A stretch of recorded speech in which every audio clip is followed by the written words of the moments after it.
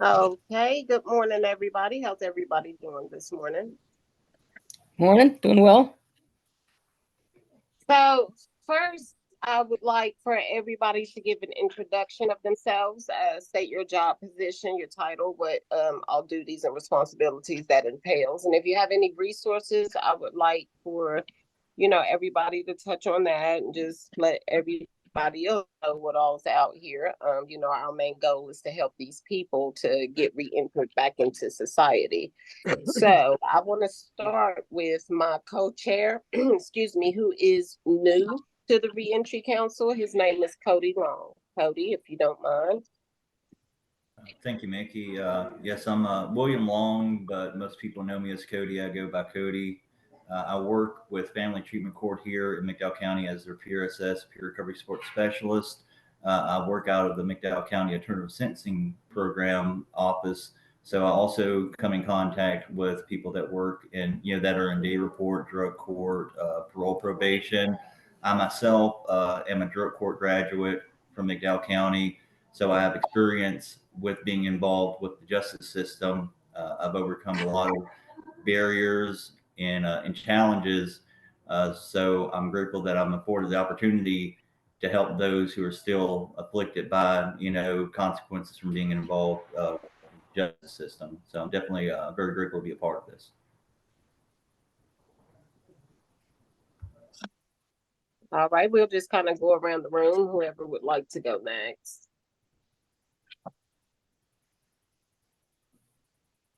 I'm Megan Hicks. I'm with Bluefield State University and Community Connections. I work with Collegiate Recovery.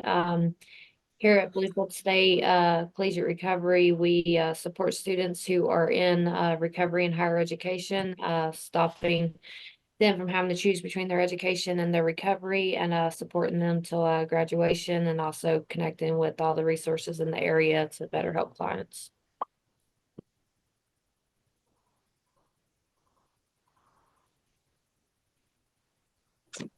Good morning. I'm Liz Brooks with Southern Highlands Community Mental Health, working with families who are involved with substance use and also involved with Child Protective Services.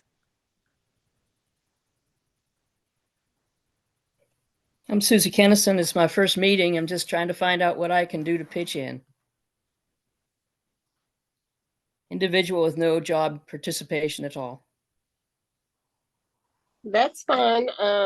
If you have like any resources like food pantries, treatment centers, like anything along that line that can help someone that's re-entering society, any and all support services are welcome. All right. I may try to help develop something like that here. I don't think we have much. That'll be cool. And of course, all of us are here if you need the resources. Okay.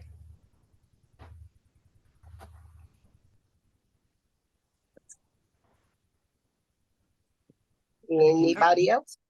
Okay, I got. I'm Donna Donovan with Appalachian Pagan Ministry. We're a nonprofit organization that works with those who are currently incarcerated, in recovery, and/or in reentry that are of non-Abrahamic paths. So if you're not Christian, Muslim, or Jew, we got you. We do a street outreach every other week here in Parkersburg, West Virginia, giving out food, harm reduction supplies, and hygiene supplies, as well as helping to start others, hopefully around the state, doing the same thing.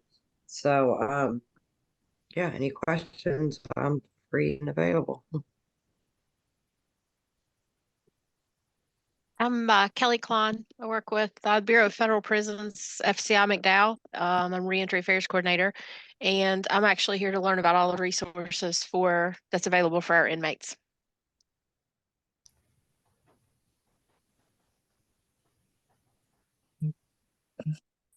Can y'all hear me okay? Yes. Sir. I'm Jeremiah Nelson, Mobile Crisis Case Manager with Southern Highlands. Good to see you, but not see you, Jeremiah. You got your camera off. That better. There you are. Yeah, sorry I haven't been on the last couple of months. I've been doing a lot of training, so. Awesome. All right. Well, I'm Krisha Spears. I'm with the Reach Initiative.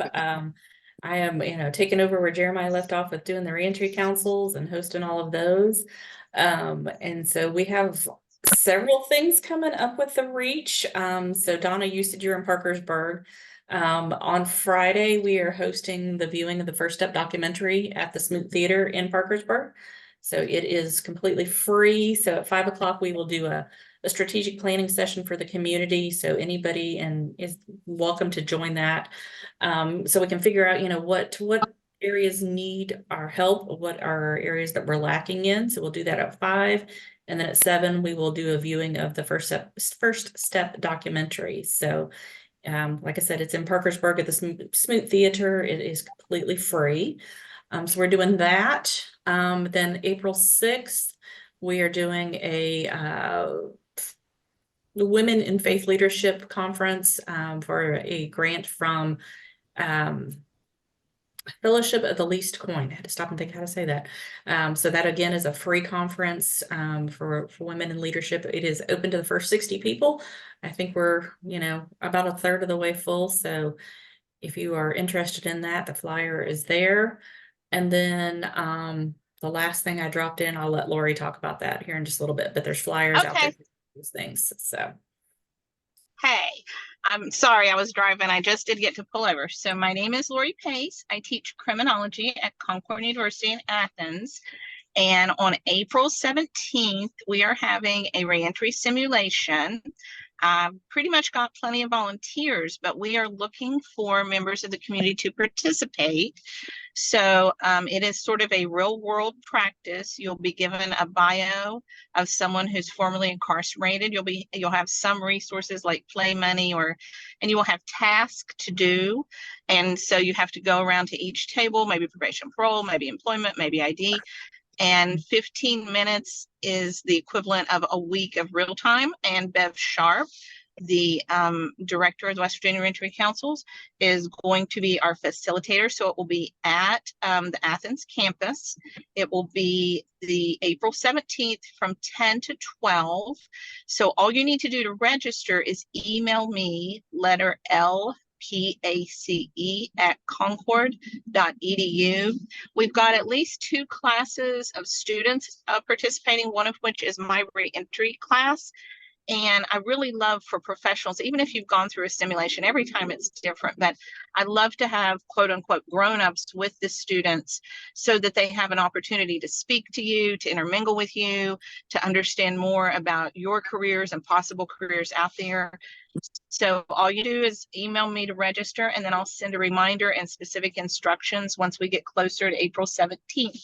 Thank you, Trissa.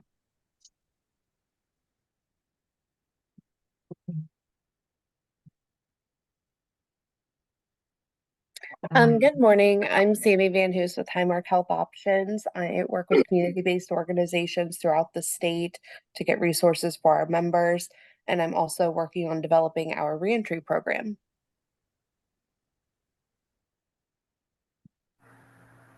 Hi, I'm Kendra Martin. I'm the reentry coordinator here at McDowell County Correctional Center. Haven't been able to attend a meeting in a while, so I'm happy to be back.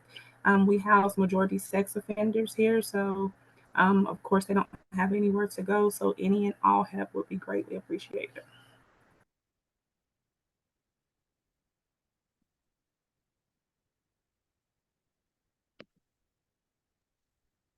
Hi, I'm Kiara McKee. I'm the community outreach liaison with the health plan, and we're one of the Medicaid providers here in the state.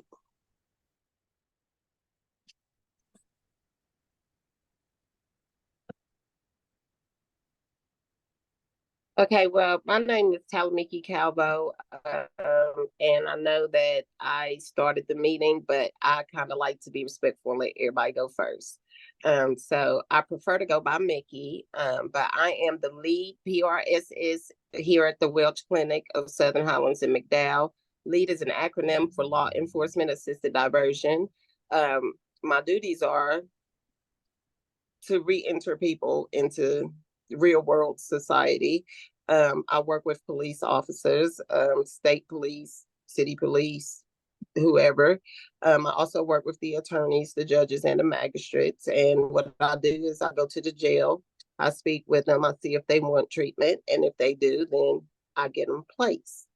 I have also, as of lately, been running around trying to find little things that people need, like groceries, hygiene products, things like that, which I've been giving out here at the office. So if anybody have resources where I can get those kind of things from, kind of on a regular basis, I would greatly appreciate that. And if there are any treatment centers that work with felons, because I get them of all different levels. Some don't want drug felons, some don't want this, some don't want that. So any and all treatment centers offered, I would greatly appreciate it.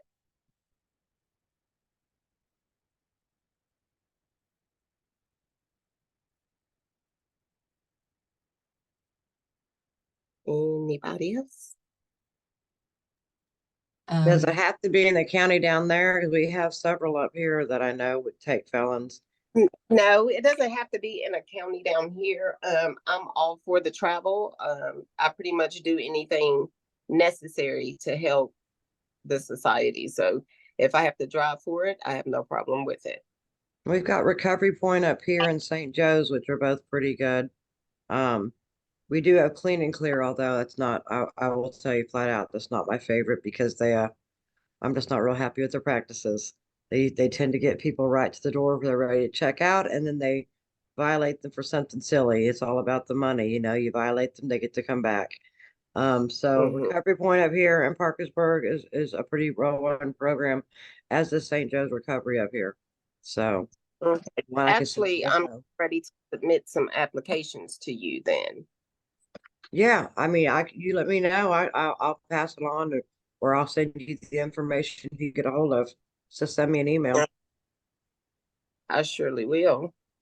Also too, have you worked with anywhere within Mercer County? Well, I do a lot with where I work with Southern Highlands. Like we do a lot with the CSU Legends, Waves, and that sort of thing. But really outside of our in-house programs up there, I'll hear people say that there are some in Mercer, but I have no clue who they are. I can send you the contact information. So we have the Highland House, which is a 6 to 12 month program of the sober living. The sober living and it's veered like a treatment program and everything. You're still under surveillance. You still have to take drug screens. The women do have to have a felony or a pending CPS case to be admitted into there. We also have the Kennedy Center. I can send you that info off, also connect you to those individuals. So if you complete at least a 28-day program, you're eligible to go into the Kennedy Center to where you stay in an apartment. You get an apartment for a year. It's $100 a month to live there. You get your own apartment. For the women and the men, they have it's a 2-bedroom apartment. So, and you still take weekly drug screens. They keep in contact with parole and probation officers, stuff like that. I can send you all their contact info. And right now the Highland House is working to get the old Recovery Point building transformed to open up an extra 30 more beds for women to branch out. So we're working on getting that done. Okay, I just put my email address into the chat. So just as quick as you get a second, I'd appreciate all that information. I sure will. Thank you. Aaliyah, you were on the schedule to present today. Do you, whenever Nikki's ready for you? I can do that. Well, if nobody else has like any introductions they want to do or any resources to offer, you can go ahead, Aaliyah. Kind of excited to hear what you have to say. All right, let's see if I can do this here. I can share my screen.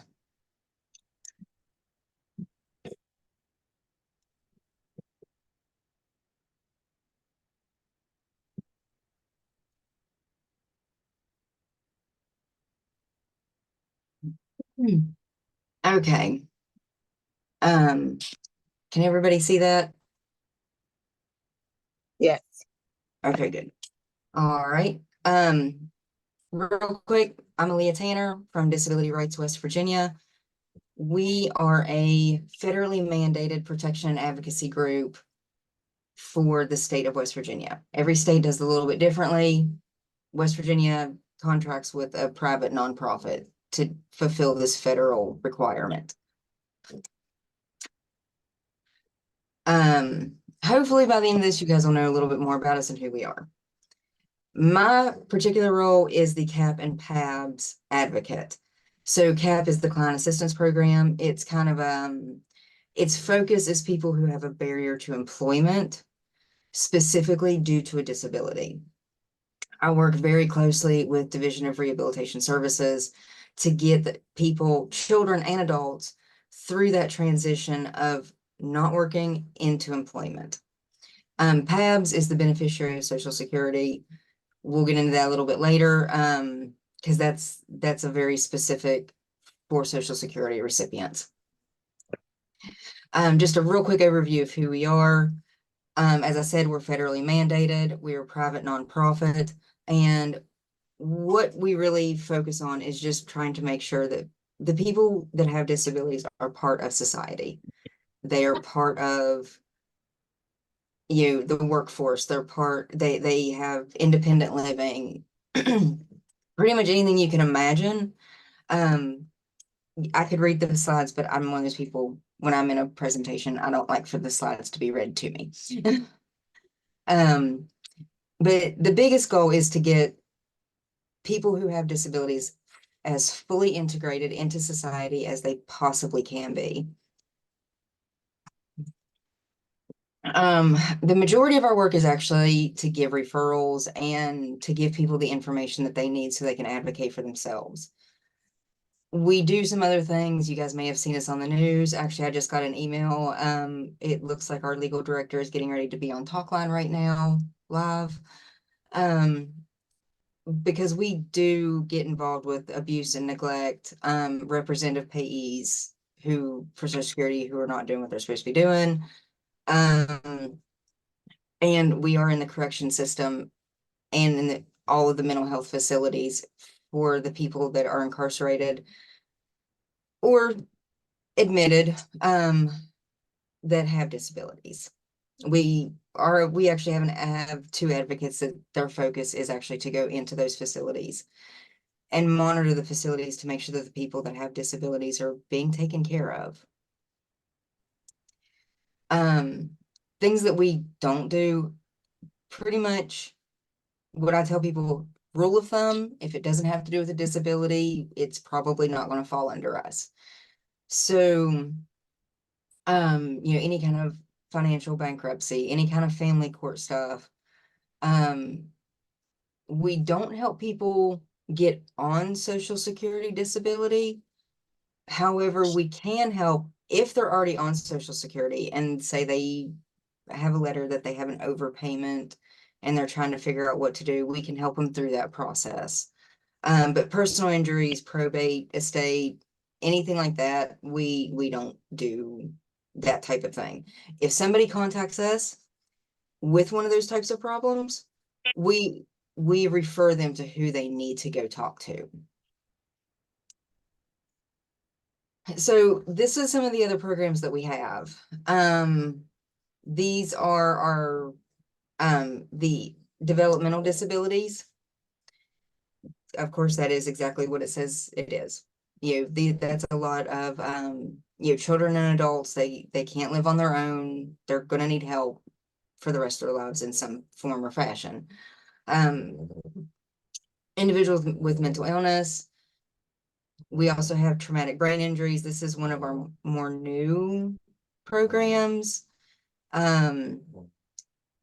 Usually the only ones that we would refer out for that is veterans that have TBIs while they were in service, because the VA has their own programs. Not saying that we couldn't help them. We usually just make sure that they went through the VA first, but you can have a traumatic brain injury from a lot of different things, not just military service. Then we have the advocacy for individual rights, and that, you know, is focused on making sure those people have, especially in the facilities, that their individual rights are not being violated.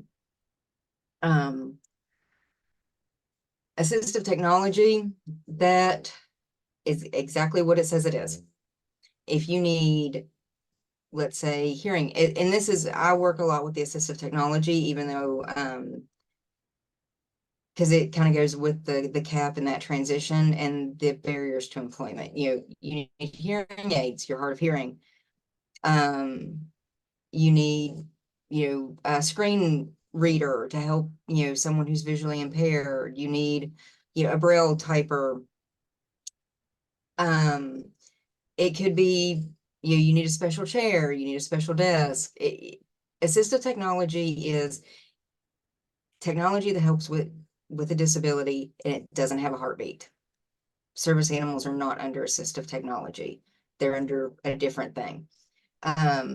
Now we're going to, this is the client assistance program. We've already talked about it a little bit, but I'll dive into it a little bit more.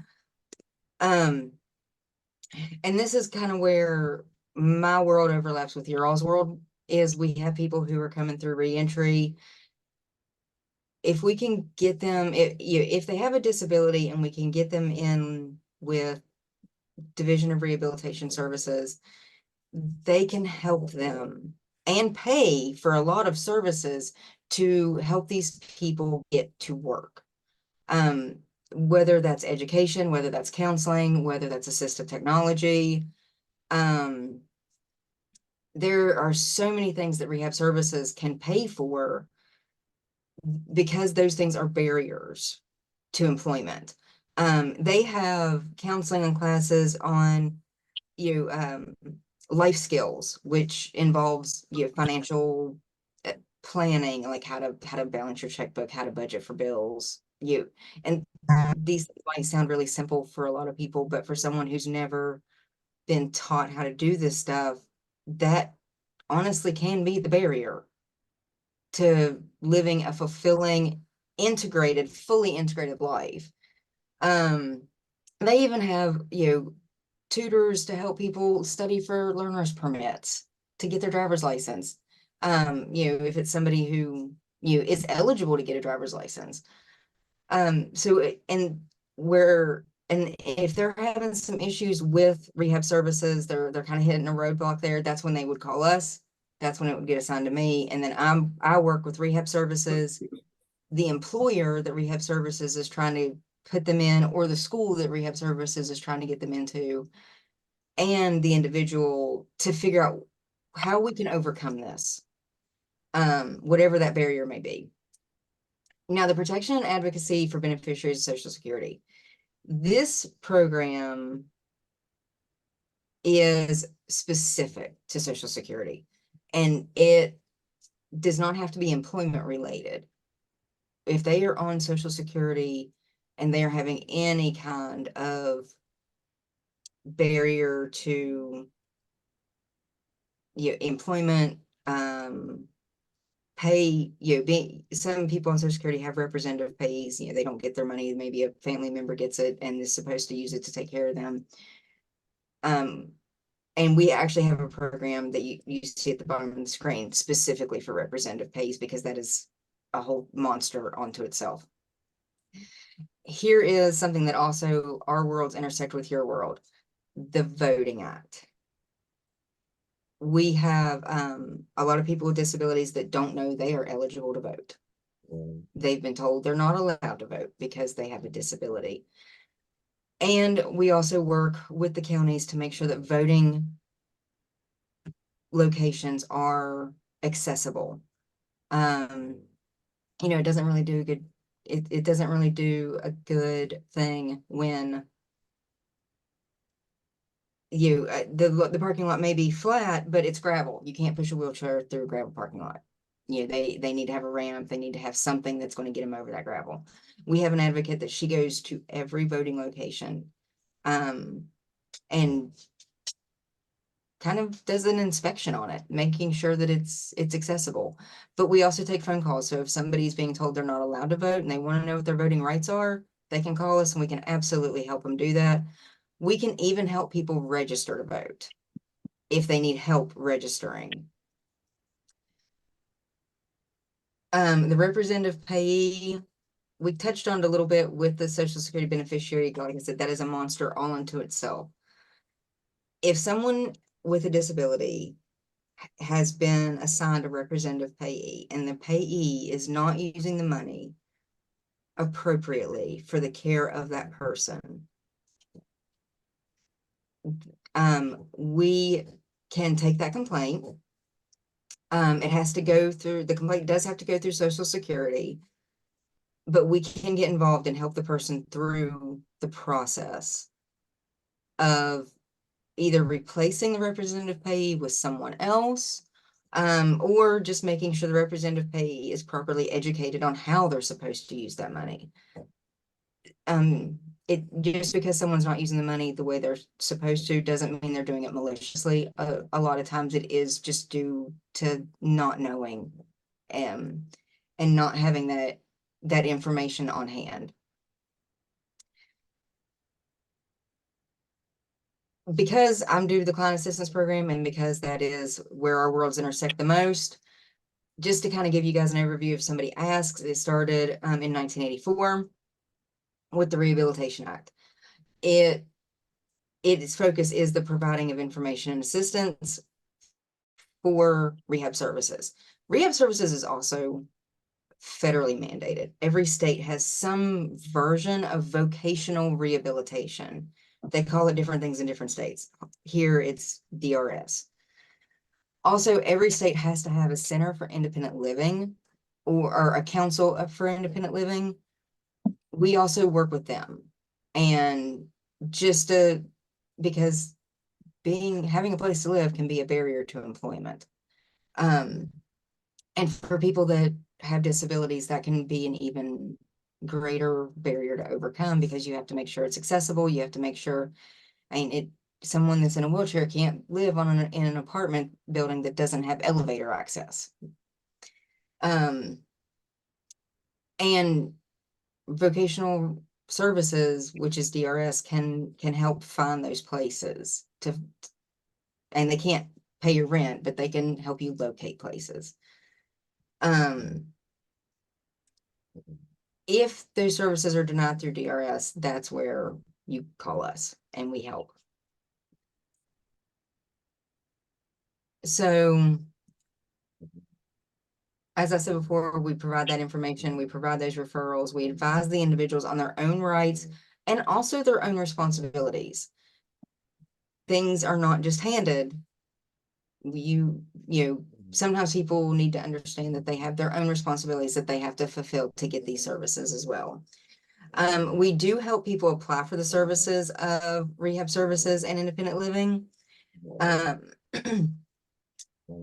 We have provided representation at administrative reviews and fair hearings. That is part of the appeal process with rehab services, is you can appeal their decisions, and we are part of that process of appealing it. We also train people on, to know their rights. That's part of that self-advocacy. That is what we really push people, is the more they know, the more they can take care of themselves, the more independent they are. And the systemic advocacy is related more with, as we all deal with, I'm trying to think of a nice way of saying this without sounding jaded. Council meetings. We've all been there, and with programs that don't exactly align with our views, and we try to educate those different programs on what we do, how we do it, and what the benefit is. And I know that everyone here has been in those types of meetings where you're trying to explain the benefit of what you're doing, and the people around you don't always understand. So if an individual is receiving services and they're experiencing troubles, they've been approved, but there's still troubles, we can still help them get through that process. And that we sit down with the counselor, we sit down with the individual, and we just get the process rolling. Sometimes it's just a miscommunication. Sometimes it's, the counselor doesn't know that there's things out there. That's why I go to so many different meetings, is to collect resources to hand to the rehab counselors. So if they have an individual, and one of the things that they are saying is there's more individuals coming out of incarceration who do have some sort of criminal background. And these are situations that rehab hasn't had to deal with as much as they have in recent years. So that's the biggest reason I come to these council meetings, is I'm picking your all's brain and I'm writing down all that contact information you write down in the chat. So when I run into it and a rehab counselor asks me, I don't know what to do, I can say, hey, contact this person. They may be able to help. So these are just some examples of the issues that we've dealt with, which we've kind of already went through it: the denial of services, the lack of services, the delay in services or the application process, which sometimes does happen. We have delays in, sometimes things get lost on people's desks. It happens. Now, this, just because there are some people that they want to kind of know, this is actually from the rehab services manual that CAP is involved in their appeal process and can be involved in their application process.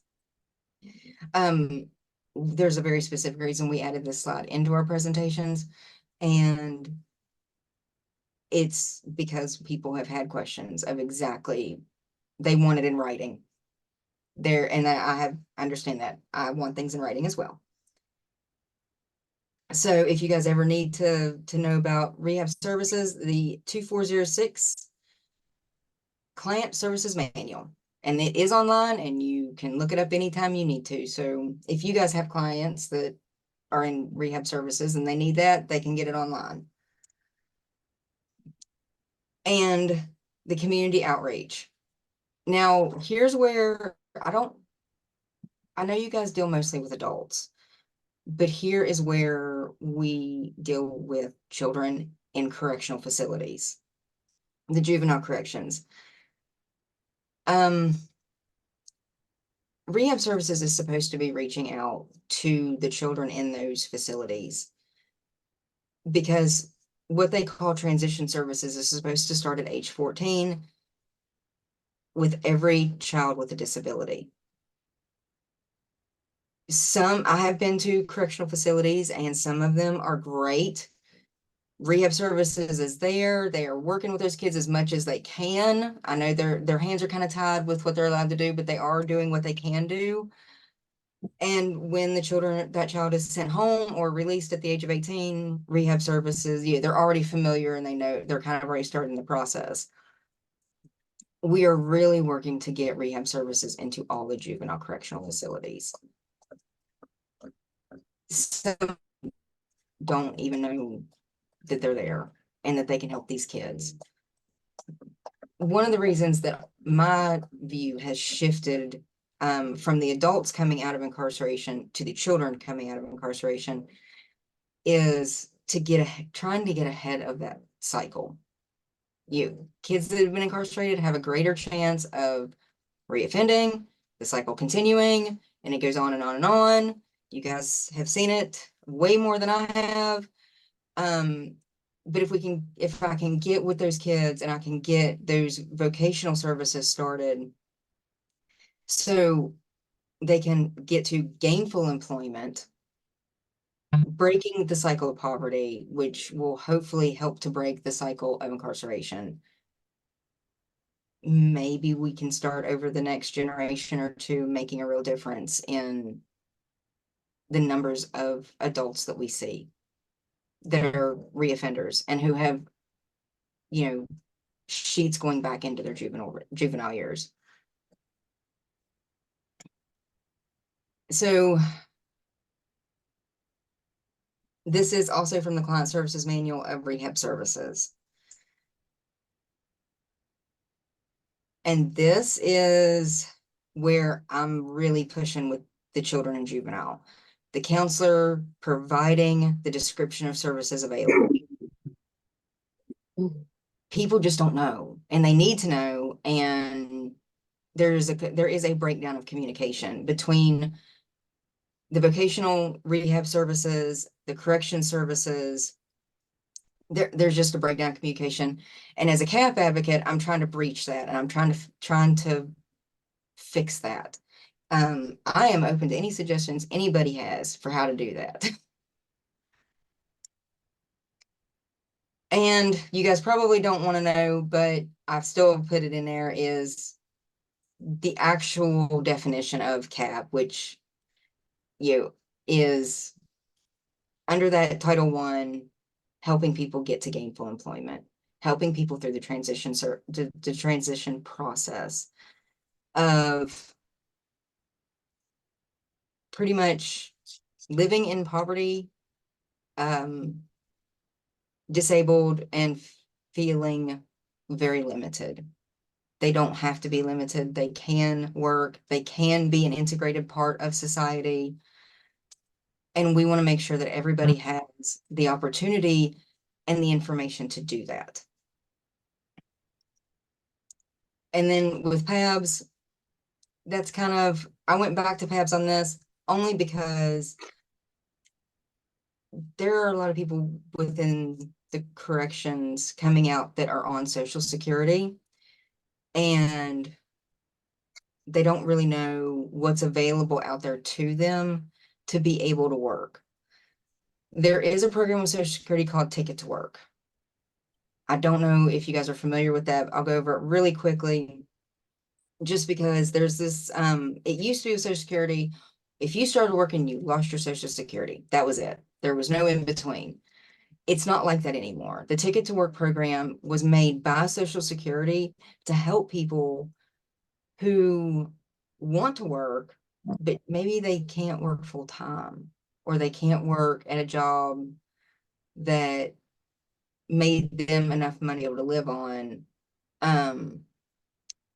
So it breaches that gap now. So as the pay goes up, the Social Security amount will go down. And they have to report their wages every month to Social Security, and Social Security will balance it out the following month. But the goal of that is to allow someone to slowly increase their workability without losing all of their benefits, and all at the same time, until they get to a point that they can fully support themselves. Also part of the Ticket to Work was, if they, during the time period that they're on in that program, which it's not like a 6-month program, it's a couple years. If they do get to the place that they actually lose Social Security benefits, but then they realize this is not working, I can't do this, they can reapply for their benefits, and they don't have to go through the entire process again. It's a shortened version of the process because they're still within that Ticket to Work time frame.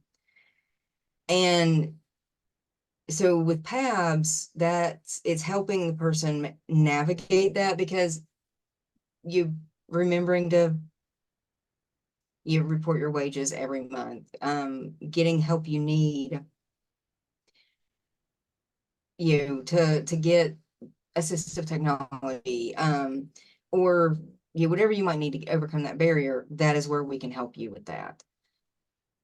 And then the last slide is just our contact information. I really want to direct you guys to the website.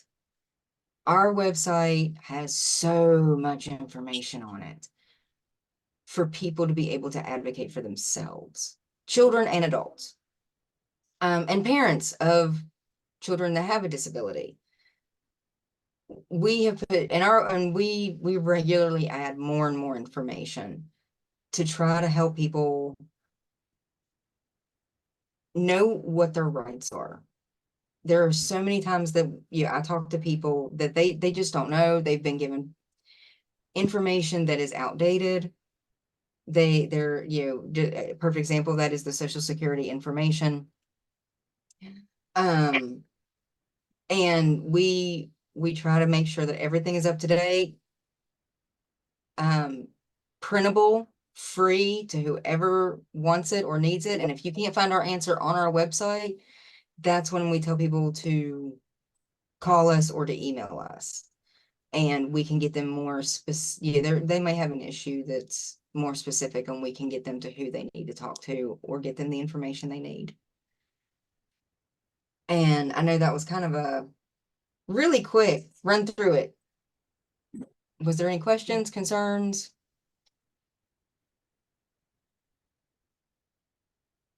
You spoke about assisting children. I was wondering if you guys extend services to children that are in foster care. I am an adult now, but I was a foster care child, and not making an excuse or blaming anything on anything, but being raised in a foster home, like, you really don't get the focus and attention that you would from your parents. They're not all, some are really great, but I feel like if you're in foster care, then your lack of direction is very prevalent. A lot of foster homes neglect the children, so that leaves them to try to figure out how to fend for themselves or support themselves. So would you guys offer services to children who's been in foster care but have not yet broken the law? Oh, absolutely. We, I don't know how familiar you guys are with the foster care lawsuit that's going on. You see in the news? I haven't seen it yet. Google that. It's a I will. class action lawsuit dealing with children in foster care right now in the state of West Virginia. Sorry about that. I'm getting a phone call. I will call them back. We absolutely. Now, our focus is the foster children that have disabilities, because we are disability advocates. But yes, if they have a disability, absolutely call us. And if with the foster care, we are absolutely involved. Okay. Our advocates go into the schools. We also work with what used to be DHHR. Well, we fight with DHHR, to put it nicely. To make sure that those children, especially those children, are getting the services that they're supposed to be getting. Okay. Aaliyah, this is Lori Pace. Are you comfortable giving your email? I've logged in on my computer and lost all the chat. Oh, absolutely. Do you want me to just tell it to you? Sure. It's A Tanner, TANNER, at drofwv.org. Thank you so much. I may be reaching out. I'm teaching a juvenile delinquency class. So what you were saying about disability in the correctional system, we had somebody from San Purdue come speak to us. So I might be reaching out. Thank you. That was very informative. Thank you. Were there any other questions?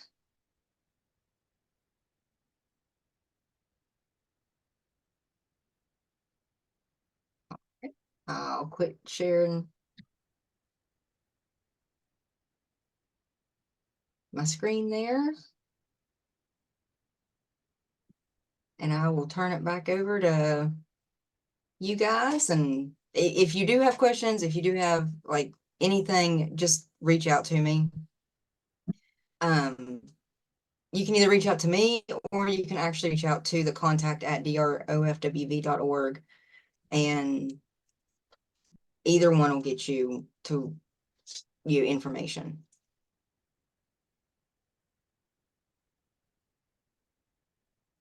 Okay, thank you, Aaliyah.